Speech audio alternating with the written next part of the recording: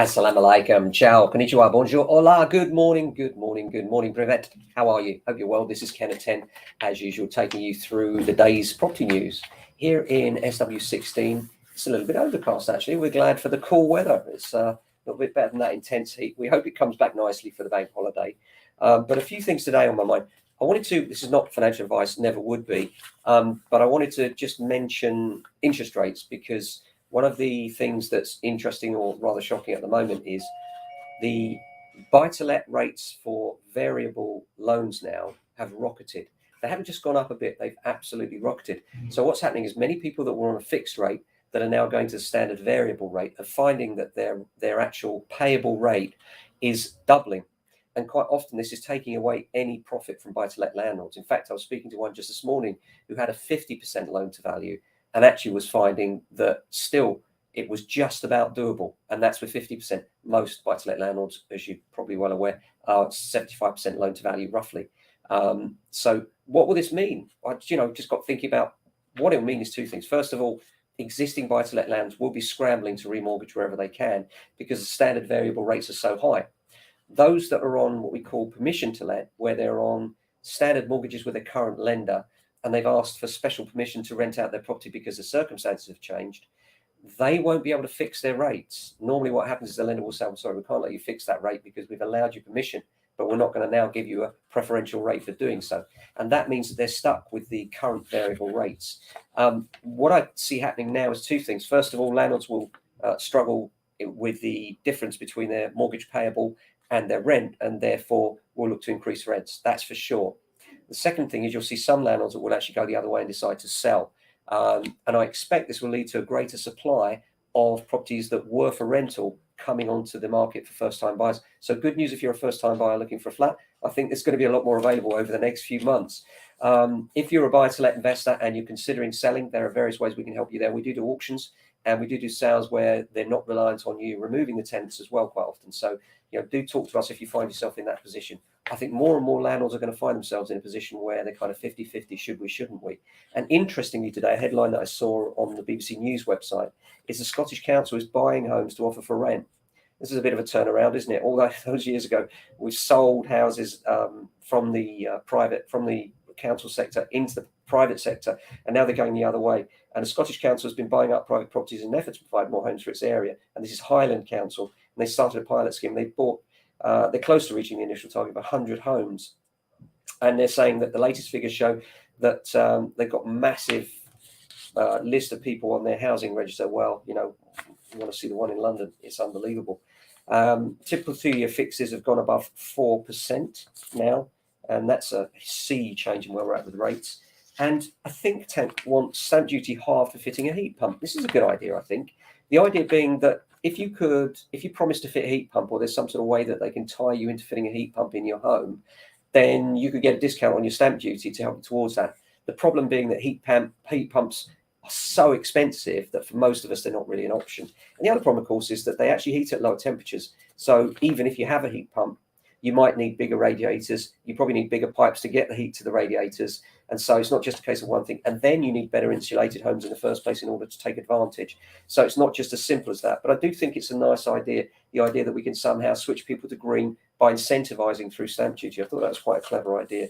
UK inflation could hit 18% next year, according to the Financial Times, the Times, and the Guardian.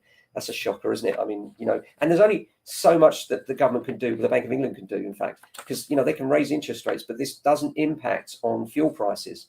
And that's the thing we're all struggling with at the moment is the energy costs, isn't it? And they're going to go up regardless of however they could try and control inflation because they're outside of their control. And the government, I think, really need to do more to help people over this winter because it's going to be such a struggle for so many people. It's going to be the choice of heat or eat. So I hope there's some sort of impact that Truss can make when she gets in, as looks likely to be the case.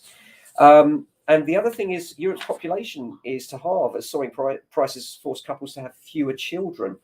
And this is an article saying, and it's in the Telegraph, and it says that by the end of the century, the population will halve, it reckons. And that means that the continent could be home to fewer than 350 million people, down from 700 today. And this is saying that because of where we are right now and everything that's going on, we might find ourselves in that situation. But yeah, so if you, not financial advice, but if you are in a position where you're thinking of what to do next, then especially if it involves selling your property, come and talk to us. But I do think there will be quite a lot of supply coming to the market from landlords that were 50-50, and now with the interest rates, they'll keep, if they're on standard variable rates, they'll be getting letters from their lenders saying your rate's gone up, your rate's gone up again. And then when they try and refinance, what they're going to find is that they're in competition with thousands of other people trying to remortgage for that same product. So rates are selling out quickly. And also what's happening is the underwriters, that is the people that assess the risk on behalf of the lender, are being more picky. Why are they being more picky? Because they can afford to be, because they've got an oversubscription to that particular tranche of money. And therefore, we're seeing more people being rejected for buy-to-let loans, even if they have existing loans. And that, I think, will be an increasing problem as well, meaning that people will have to stick on standard variable, and that's going to take a huge chunk out of their profits. Of course, their only defense from this is to increase rents within reason, because if you increase them too far outside of the reality, then what happens is your tenant leaves and no one will pay the new rate anyway. But it's fair to say there's a substantial uplift between where rents were and where they are now. And this is going to cause huge problems for tenants as well. What's the answer? I don't know. That's a question for another day, I think. But as far as the market's concerned, what I see happening is there'll be a lot more flats coming to market that were previously let out, that landlords have decided to give up the ghost and sell instead. There will be those landlords that are in for the long term. And I think, as always, we'll see rents gradually climbing, because they are one of the best defenses against inflation as wages rise and everything else goes up. And the scarcity of available property to rent is always going to be there and is going to intensify. What I see happening is more and more families will be joining with other families, perhaps even in flats, where at the moment you might have a couple renting a 2-bedroom flat. You might find that you've got 2 couples renting that flat. So yeah, times are tight. They're going to get tighter. There's always a light at the end of the tunnel. Things will get better eventually, but we're quite a long way away from that. It's going to be a tough winter. But as far as the market's concerned, it's holding up remarkably firmly, especially in the 3-bedroom house range. That's what area is the sweet spot for. Everybody's looking for that £500,000 house. That seems to be where most people have their price range set. And we're finding that more and more people now are bidding against each other for the available stock, because there's so little available. So if you are thinking of selling, you might be surprised by what you get now.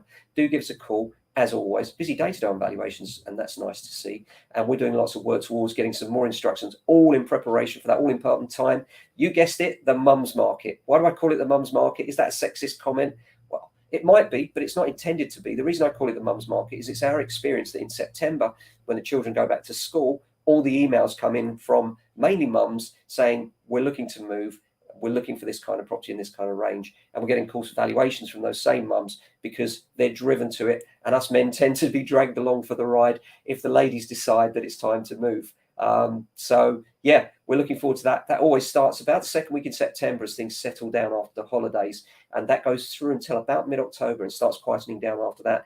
And when the market is a little bit more tenuous and people are a bit more anxious, I think we can look back to the buying seasons again, rather than it just being bullish at any time. You know, it's much more closed down and much more, this is the window for sale. Your next window for sale is mum's market. Then after that, we'll quieten down right the way through to December, January, February, even depending on the weather. And then it will come back quite strong in March, April, usually does. So that's it for today. And thanks for watching. I'm still working on that podcast. And as soon as it's out, I will let you know. It's been a little bit delayed because there are a few other things that I want to chuck in there. And I'm just sort of writing them out, making sure I've got my thoughts straight before we go live on that. So stay safe and well. Look after yourselves. And if you can, your family and friends. Ciao.